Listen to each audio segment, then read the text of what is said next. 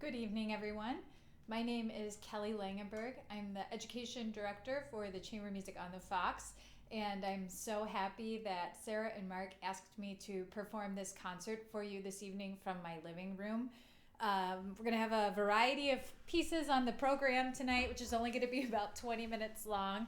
I'll be accompanied by my husband, who plays the tuba, who will be joining us in just a couple of minutes. This first piece is by a brass pedagogue named Ernst Pader. He was born in 1899, and this selection is a concert etude from his book titled 33 Etudes for the French Horn.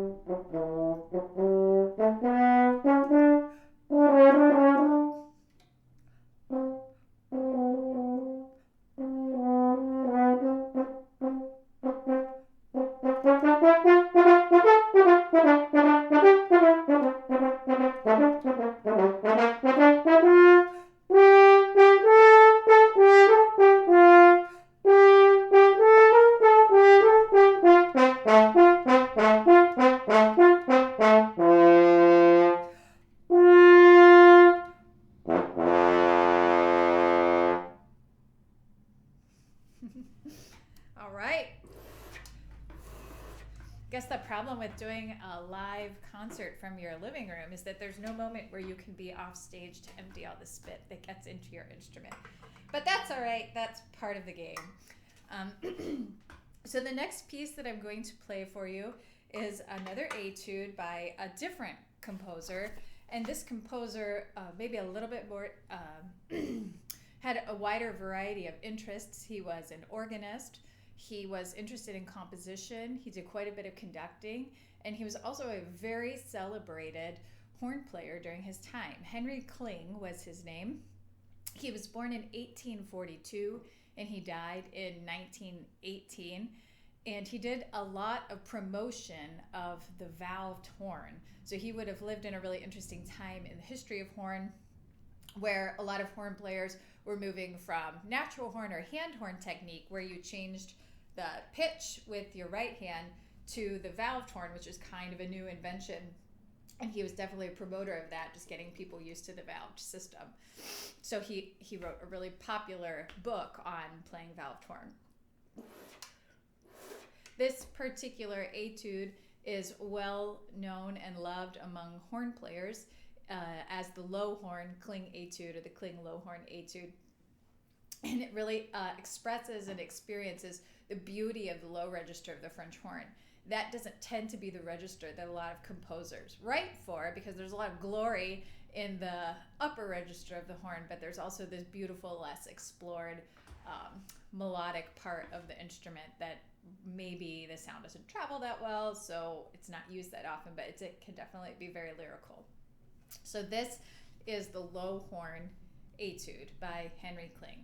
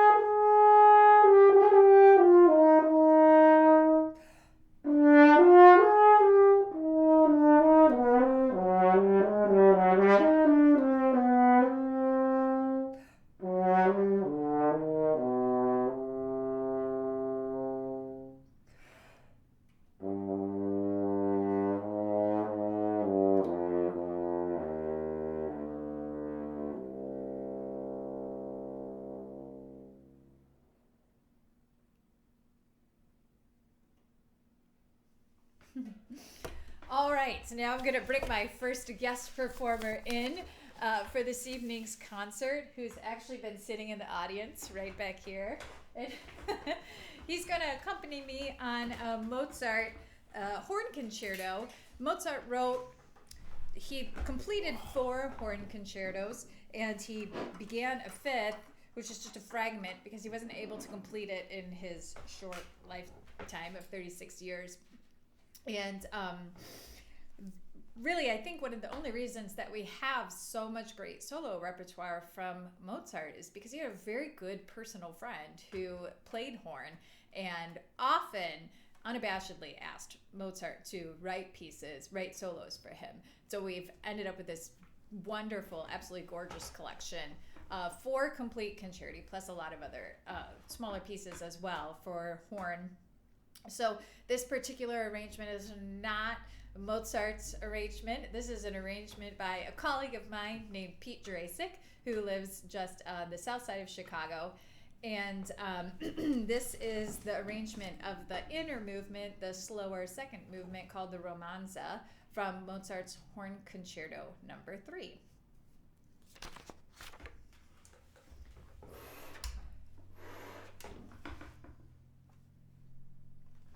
Ready?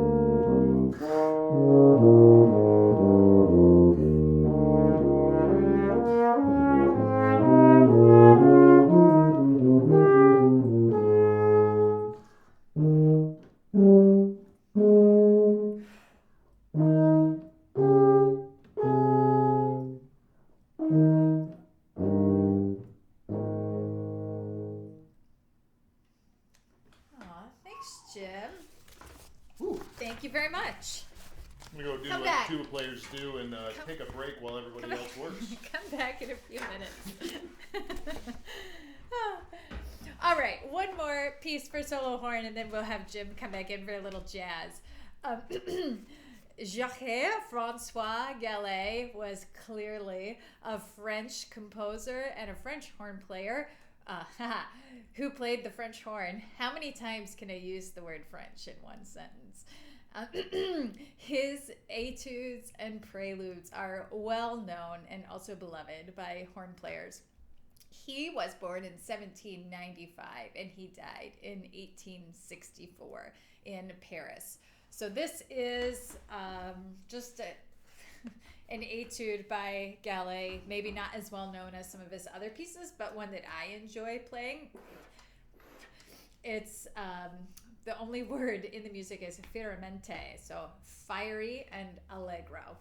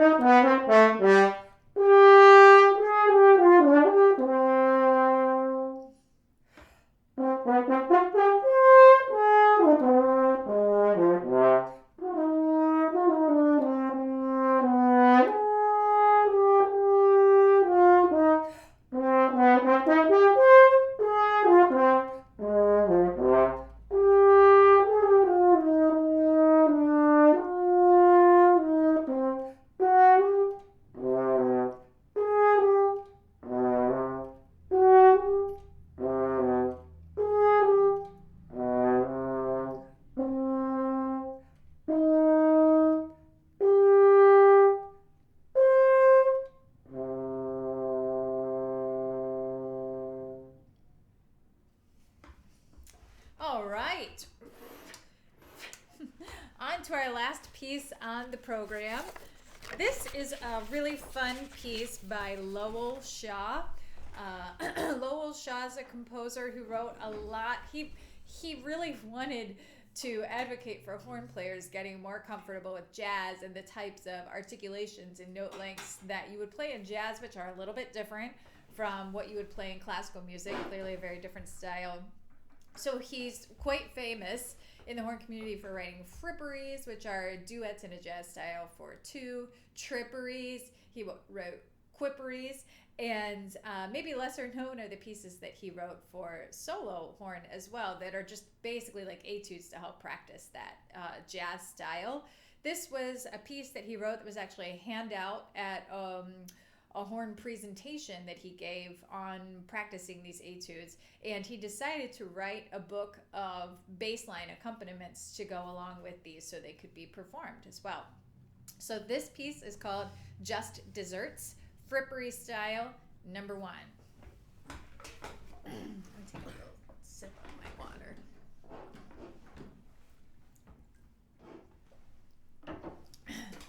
Ready? Sure. All right.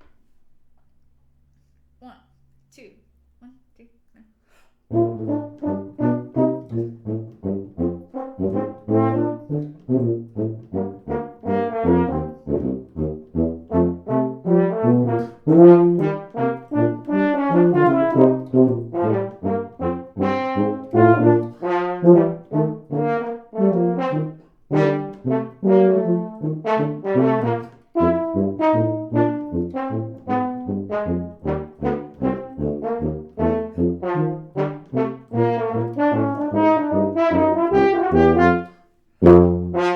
All